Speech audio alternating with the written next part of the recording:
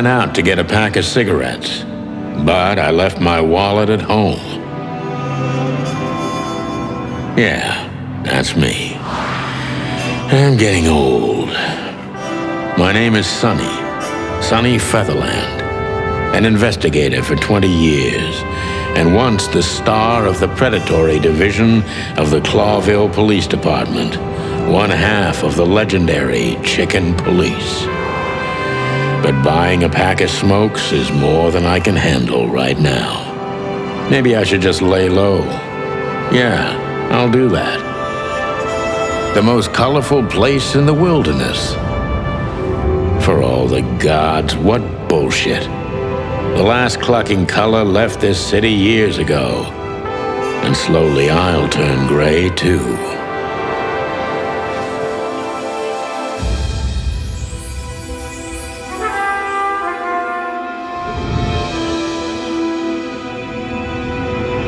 Still, what do I expect? We're living in a vast experiment, and don't even notice that everything got clucked up a long time ago. We believe in this wonderland of peaceful coexistence. Wolves and sheep, chickens and hounds. Yeah, sure, why not? It's just ridiculous. The dog eats the chicken. It's in our nature. I'm not propping up the illusion anymore. 121 days, and it's over. Retirement.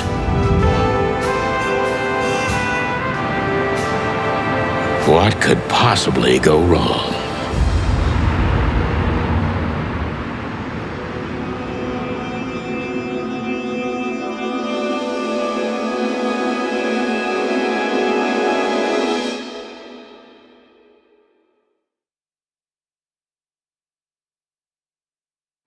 Ah, crap.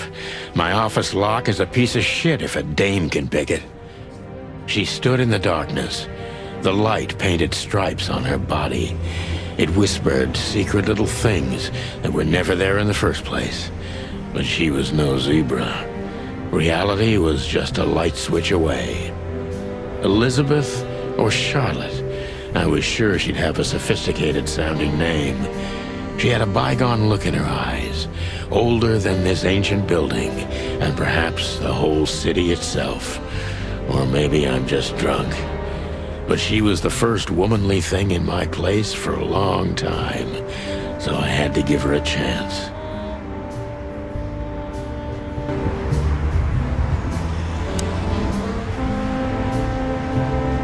Let me introduce myself. My name is Deborah, Miss Deborah Ibanez. You're mistaken, ma'am.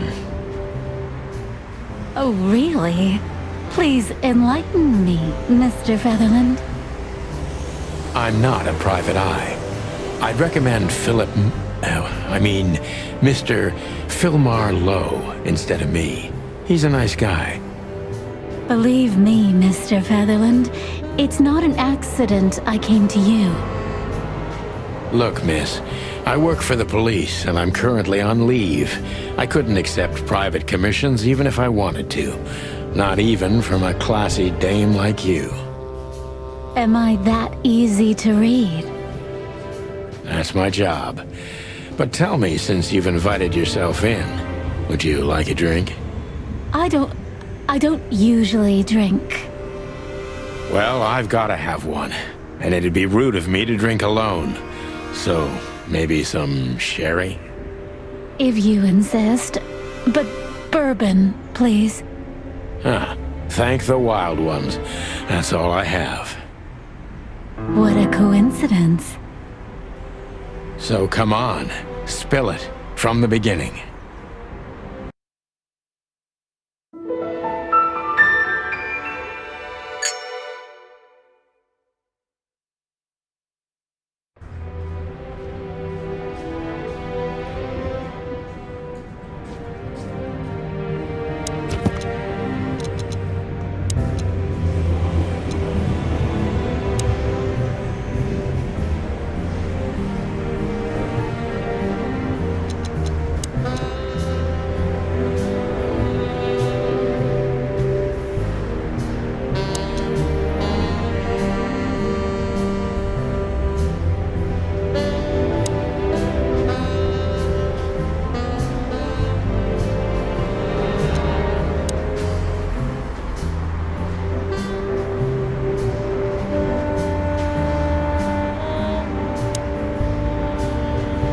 That's better.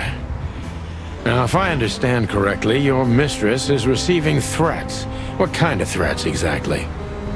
It's a very strange matter. First, there were letters. Then it came printed on a wine bottle's label, sent as a gift. Then carved into a brick, thrown through the window. And finally, they painted it on the wall of the house in giant red letters. I think it's time to dig a little deeper. If you don't mind, I'd like to ask you some routine questions. Please, that's why I'm here.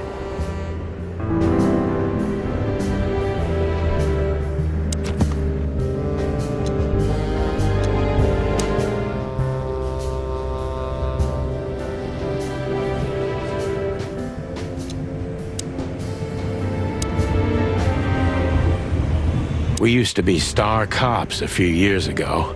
Tabloid press, radio interviews, and even a book series. I don't miss those days. Of course, Marty, my old partner, would disagree. He just loved the spotlight. This is one of the most beautiful memories from my old life, before Molly left me and took our daughter.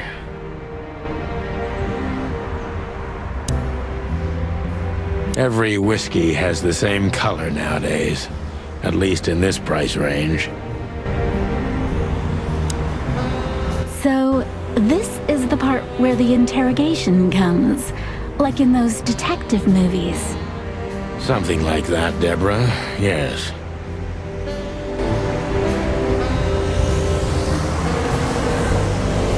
I don't even know what these papers are.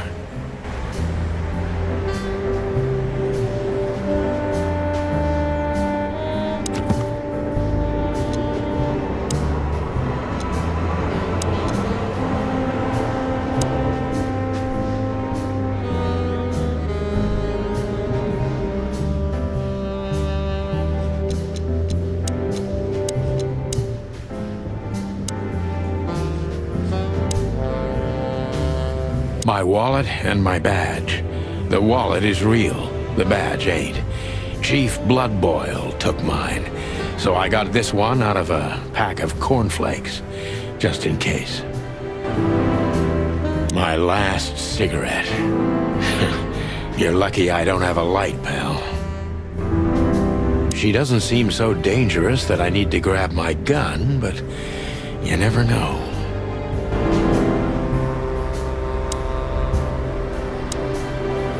So, this is the part where the interrogation comes, like in those detective movies.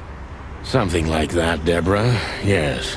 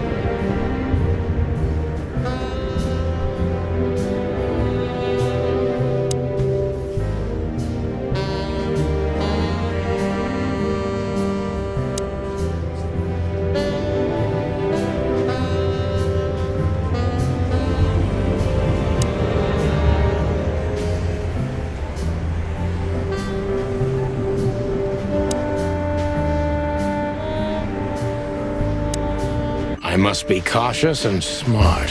This dame seems shy, which I can use to my advantage.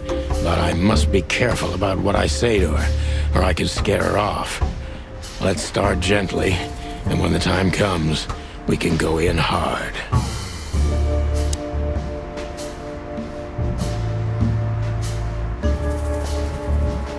Who exactly are you, ma'am? I'm not somebody important, Mr. Featherland. You're important enough to deal with such a delicate matter, right? I carry out the wishes of my employer, nothing more. This means simple paperwork, most of the time. You've been thrown into deep water, sweetheart. Tell me, can you even swim? Believe me, this is just as unpleasant for me as it is for you, if not even more.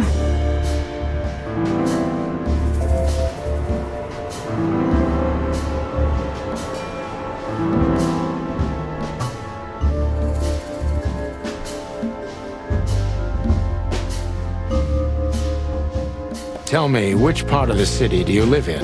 Calavera Hills? Flowerville, maybe?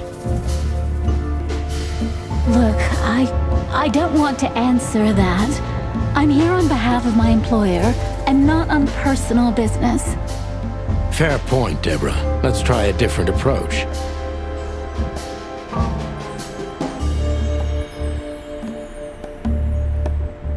Why did you have to visit me this particular evening? I have my reasons. I may look like a silly little fawn, and maybe I am, but I still have common sense. I don't doubt that for a second, Miss Ibanez.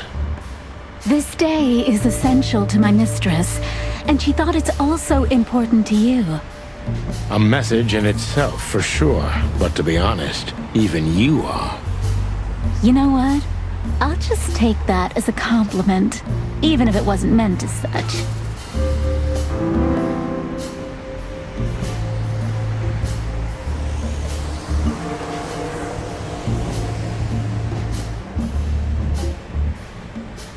Why did you come to visit me? Why not your employer herself? My employer is Miss Natasha Katsenko. She hasn't been leaving her home lately, only if she really has to. How so? Miss Natasha is afraid.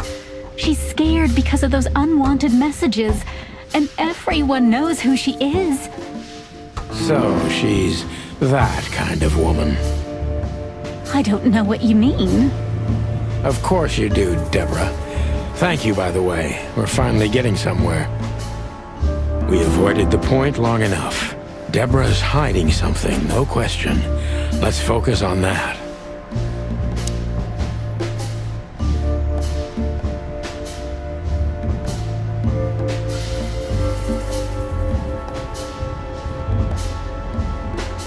How did you get this address? You know, my mistress has exceptional connections. If they were so exceptional, she wouldn't have chosen me. Don't be so hard on yourself, Detective. You are the head of the famous chicken police, am I right? Was it a raccoon with a scarred face called Zip who recommended me? He hates me. No, Mr. Featherland. I don't know anyone like that. Lucky for you, Deborah.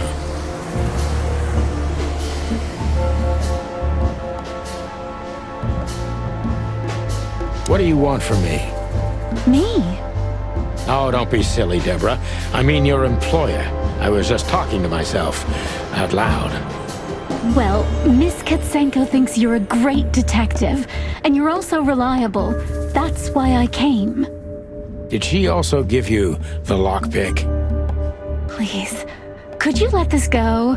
I'm really embarrassed. Sorry, sweetheart, I'm just teasing you. As soon as I saw you, you were forgiven. That's very nice of you. It has nothing to do with being nice, Deborah, but you're welcome.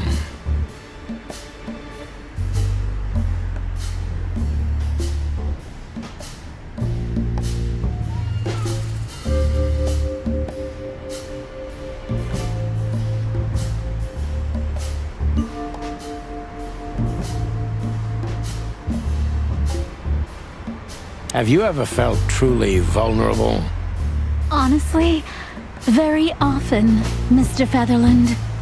Great, because that's exactly how I feel right now, Deborah. I'm sorry if it's too unpleasant for you, but we had no one else to turn to. You know, I get that a lot, and it never ends well. Do you like happy endings? Not in books or movies, but in real life it would be nice for a change. But this is Clawville. Not many happy endings around here. I knew you were a romantic at heart.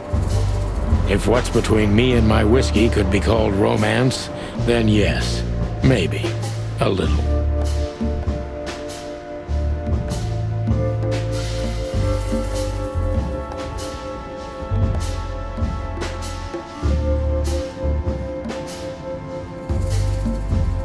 Tell me, Deborah, why should I believe you at all? Because my mistress trusts you. Should that be enough? If you really like what she thinks you are, then yes. Damn, what can I say to that? Look, I didn't mean to back you up against the wall. You have a way with words, sweetheart. Did you ever want to be a cop? No, not for the world. Heh, smart answer. Be honest and tell me what you're so afraid of. You know, Mr. Featherland, my mistress's partner is Hobart Wessler. Or as most people know him... Ibn Wessler, the Kingpin. Exactly. Feathery gods, help me. So you get it now. The secrecy. To put it mildly, I think I understand it all. Wessler. This little piece of the puzzle changes everything.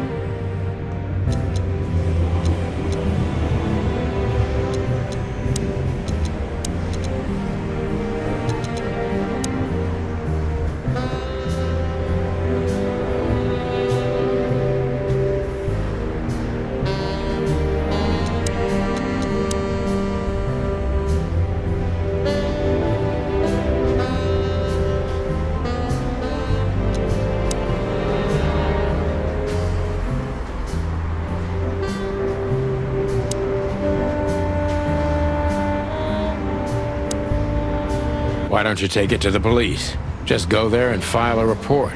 Photos, flashing lights, fingerprints, you know the drill. The evidence is very clear. Even a moderately talented detective could easily wrap this case up. Or just try the phone. 555-111.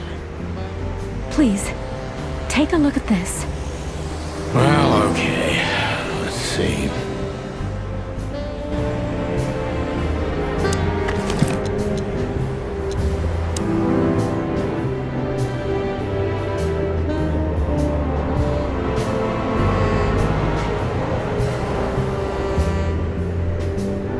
I know Molly very well. Please note this when deciding whether or not to accept my assignment. Miss Ibanez is a trusted friend. Treat her as gentleman. N.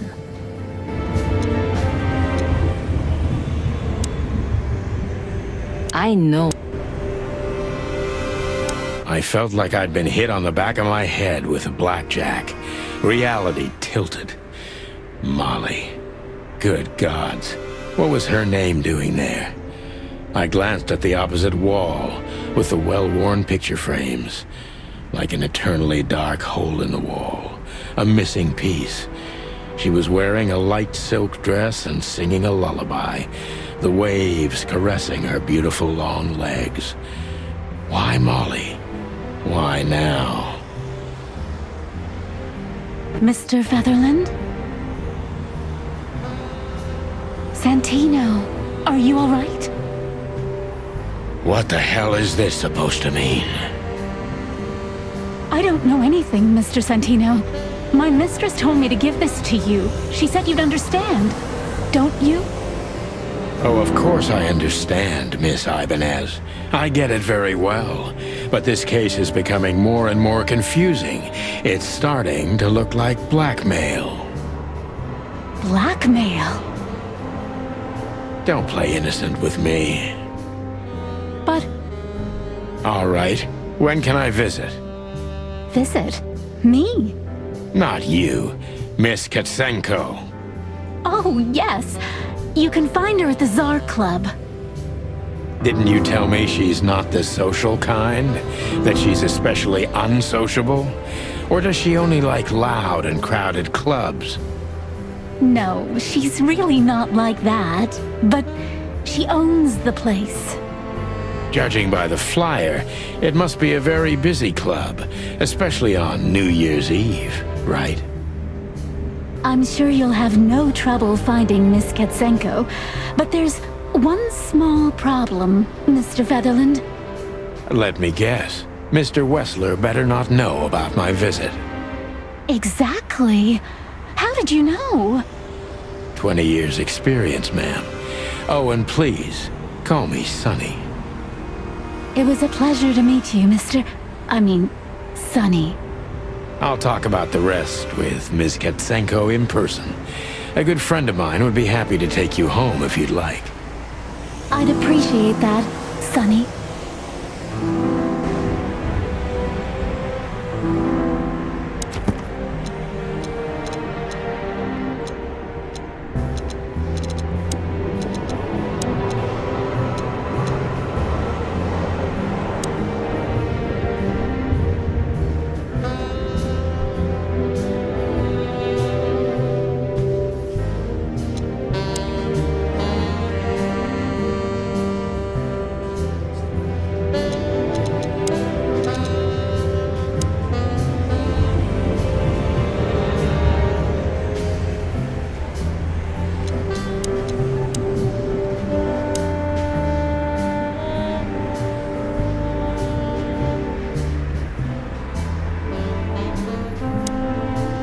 Thank you again, Mr. Sonny. Don't mention it, Deborah. I had no other plans for today, except drink. But tell me, do you have a light? I'm sorry, I don't smoke. Thought so.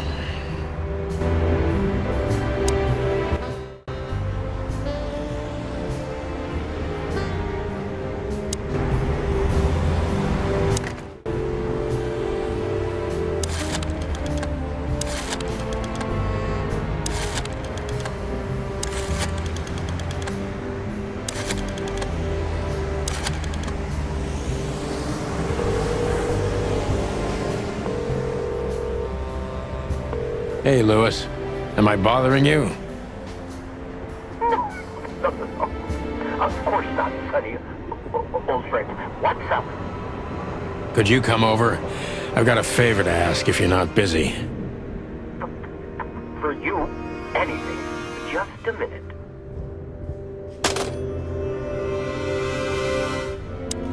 Lewis arrived a few minutes later. He lived in the rooms above, so it wasn't difficult getting here, not to mention that he's a rabbit. It was a quick hop. The Atlas Hotel was his inheritance. It was once a well-renowned place, but not anymore. The last economic crisis ruined it, and now, besides me, he was the only resident of this enormous place. Thanks for being so quick, Lewis. Can you drive Miss Ibanez home? I have some things to take care of. Of course, Sonny.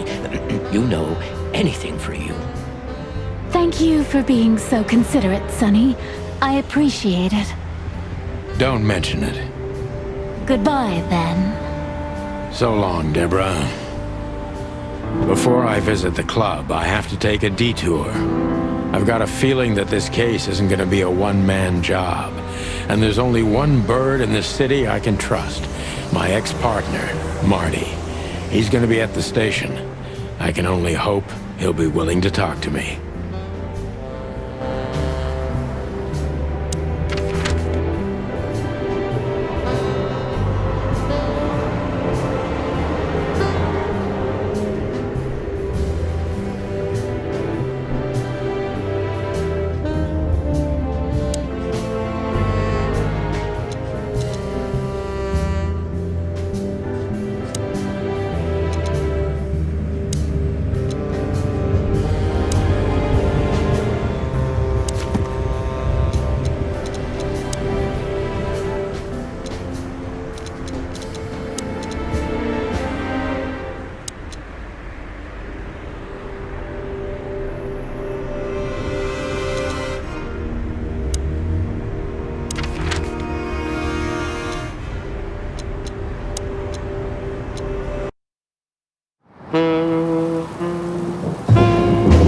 New Year's Eve, and I was driving, half drunk, risking my whole life's work. But still, it didn't feel any different. Every day was the same, and the 121 days I had left till my retirement seemed like an eternity. When I look out the window of the hotel room I call home, I see the same thing every day. A woman in a red nightgown dances slowly in circles to smooth music. The 9 o'clock show, with a glass of cheap bourbon and the red gown with the silent music. In the meantime, the proud city of Clawville is slowly eating itself alive. And we're still here, with nothing left to lose but our sanity, while others, the smart ones, had already gone. Molly. Does her name really upset me this much? All those years of solitude, and I still jump without question every time I hear it. And then there's Marty, my ex-partner, who hates me, but I know I have to speak with him, no matter what. Why do I feel like the past is watching me on this goddamn night?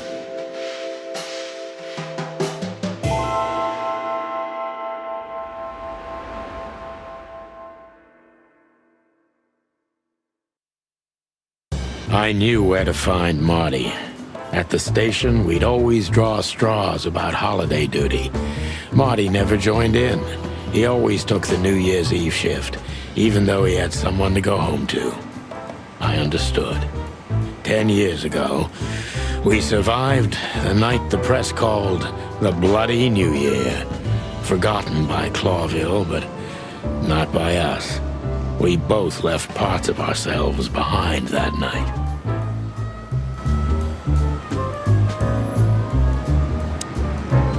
Well, look at that. Hey, Sonny, what you scratching at over here? I heard the big boss threw you out. Tough luck, boys. I may not be on duty, but I'm still a cop, just like you. Well, more than you. Hey, you don't have to be so peckish, old bud. By the way, you're on luck. Blood Boil's not in tonight. Malloy is in charge. Oh, God. That clumsy buffalo is here tonight. If he doesn't end up in a cell again, he's lucky. You got it. You looking for Marty, eh? I see you're still the brains around here, Phyllis. Yeah, I'm looking for Marty. Birds of a feather flock together. I see you're still the funny guy around here. You'll find the giant feather duster at the shooting range. As always. Hey, Royce, I'm telling you this because maybe you'll be able to understand. If this prickly shithead makes another racist remark, I'll strangle him with his own raincoat. I'd love to see that. Hey, whose side are you on, you jerk?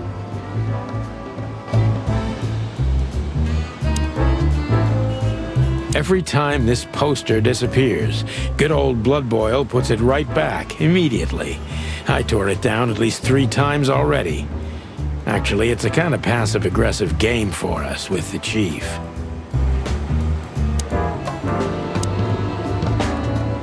Here we are again, Clawville Police Department.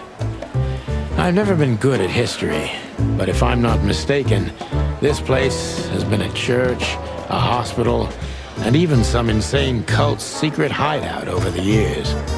Anyway, the place holds the secrets of the ages, and some drunk pigs in the basement.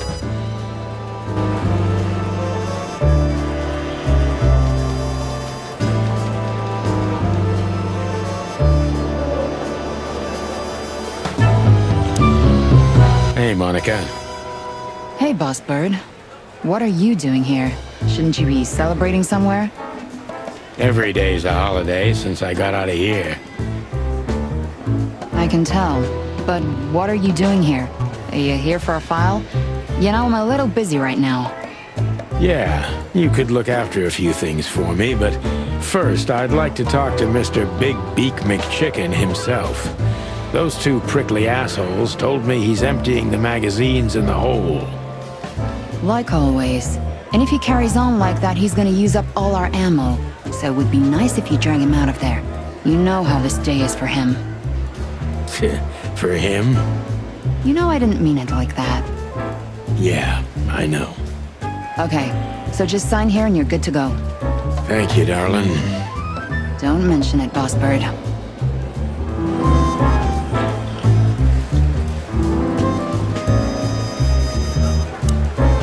Mort, you scabbiest beast. What the hell did you do? It's Morty to you, Sonny boy. Everything's fine. There was just a bit of trouble in the bar and someone got knocked on the head with a glass. It wasn't my fault. I'm as blind as a bat, am I right? Did that ever bother you, Morty? Listen, Sonny boy. Go tell them to leave me alone, eh? It's New Year's Eve, after all, and I didn't even do anything wrong. Not that wrong. Where's your little lapdog to get you out of this mess? Is that little pimp of a midget still sniffing around you? Jesse is a good boy, Sonny. And he's good to me, believe me. Oh, God, spare me the details. When will you finally realize that little shit's been using you? Oh, of course he's using me. What could a pretty boy like him want from this old monster, eh? Still, Sonny, I have no one else. Do you understand that? Don't you? Even you deserve better, pal. By the way, you look horrible, even for yourself. Are you feeling okay? Well, I'm not what I used to be. But neither are you, judging from your voice. But I'm seeing a doctor, Sonny boy. I really am. Are you? Don't need to, Mort. I'm fine. Anyway, if Bubo prescribed you something, don't even think about taking it. I don't talk to that insane owl.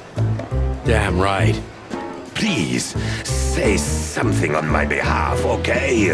I really don't have time for this Detective Buffalo shit. Hey, careful with that. Buffalo Malloy is the chief today.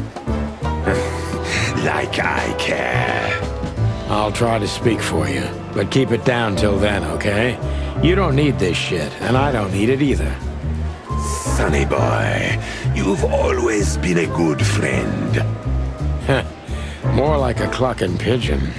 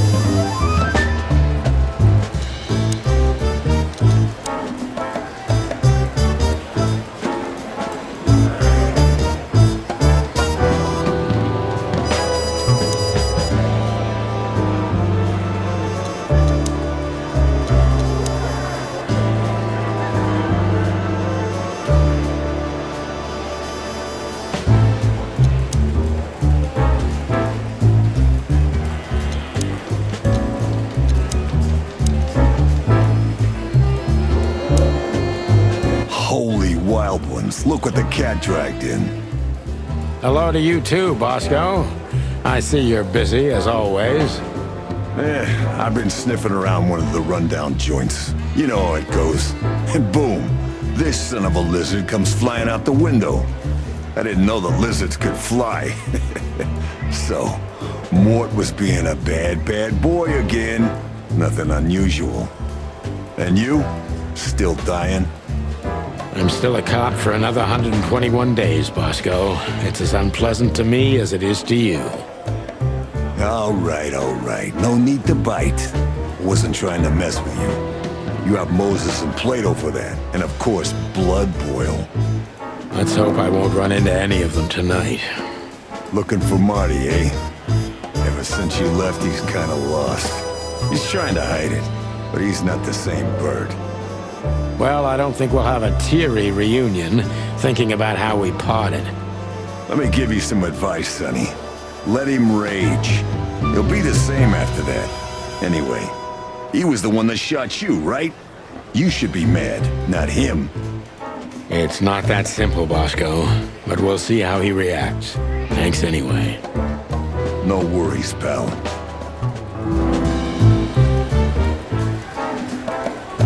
I'm really not in the mood to meet Deputy Malloy, or any of my ex-colleagues from the Predatory Division. Officer Jardine. They say she's clever, smart, and dangerous. We need more of her kind in here. This is gonna be a hard ride. Last time we saw each other, he had a smoking gun in his hand, and I was bleeding. I don't know how we can get past that, but it's worth a try.